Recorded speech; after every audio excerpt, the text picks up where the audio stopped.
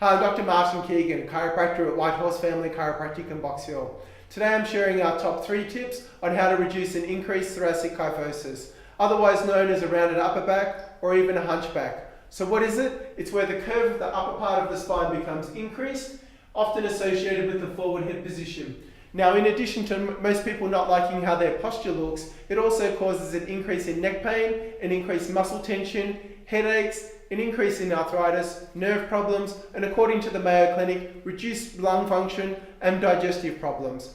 So once this problem begins, there's very little natural tendency for it to improve on its own. In fact, it tends to get a little bit worse over time.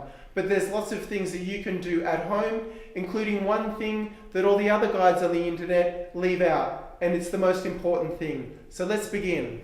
So tip number 1, this problem is often caused and worsened by long periods with your head in a forward position, either flexed forward like looking at a phone, or literally forward like working on a computer. So tip number 1 is to maintain an upright head and neck position during the activities of daily life. Specifically, keep your head up and back centered over the midpoint of your shoulder. Okay, so tip number 2, when you have an increased kyphosis in a forward head position, the ligaments and the muscles at the front of your spine get shortened and contract. So in order to get significant and lasting improvement of your posture, we must stretch them back to their normal length. And the way we do that is by lying on the ground with a rolled up towel, a foam roll, or even a pool noodle laying across your back, laying down, stretching backwards over it. And this is an important point because it's one that the other exercise programs you see around the place to try and correct this problem fail to address. And that is that the ligaments at the front of the spine that have become short are incredibly strong. In order to stretch them back to their normal length, the stretch needs to be held for a long period of time. The research is very clear. You need to be holding the stretch for up to 20 minutes because just a minute or 2 isn't going to change anything. Now, if you're just looking to maintain good posture, if you've already got good posture and you're looking to maintain it, just do the stretch for about 3 up to 5 minutes. But if you've got forward head posture and increased kyphosis and you're looking to correct that, you need to hold the stretch for 20 minutes. And we don't just start at 20 minutes, we start at 1 minute and then add a minute every day until we get up there. So on day 1, you do it for 1 minute, day 2, you do it for 2 minutes, and day 3, 3 minutes, and same again all the way up to 20 minutes. Now this should be comfortable, it should be gentle, try not to fall asleep on it because we only go to 20 minutes and not any longer. And now I'm going to demonstrate the stretch. So to do the stretch, just gently lower yourself down onto the roll.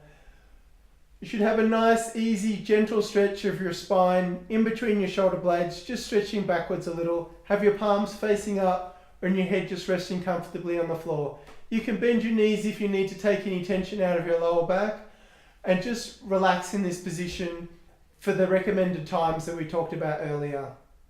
But it should be nice and relaxing, no pain or discomfort. If you have pain or discomfort, just stop doing the exercise and contact us for advice.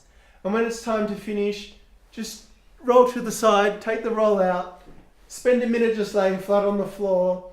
And when you go to get up, nice and slowly, it's normal to feel just a little bit unsteady for a few seconds, and then you'll be back to normal. So just pop on your side, gently make your way up, and we're okay. Tip number 3.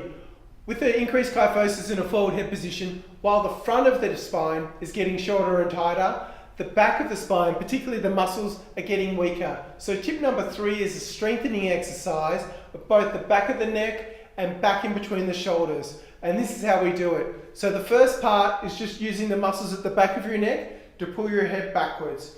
Do that at about 50% of what you're capable of. So just pull it back and hold that for a count of 5.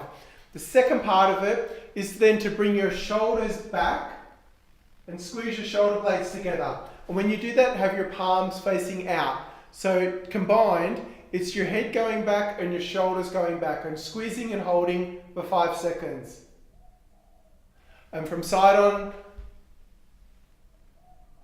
and then from behind, it looks like that. So hold the stretch for a count of 5.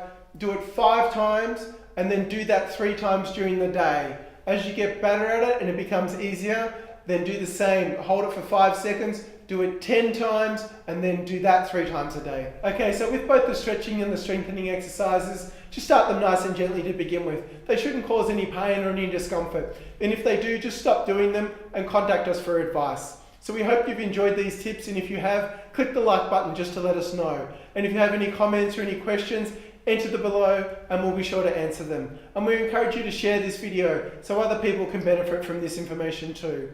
And if you'd like to get notified of our future videos, just click on the subscribe button and we'll be sure to keep you in the loop. Next time, we're going to cover my 2 tips to how to lift safely without injuring your back.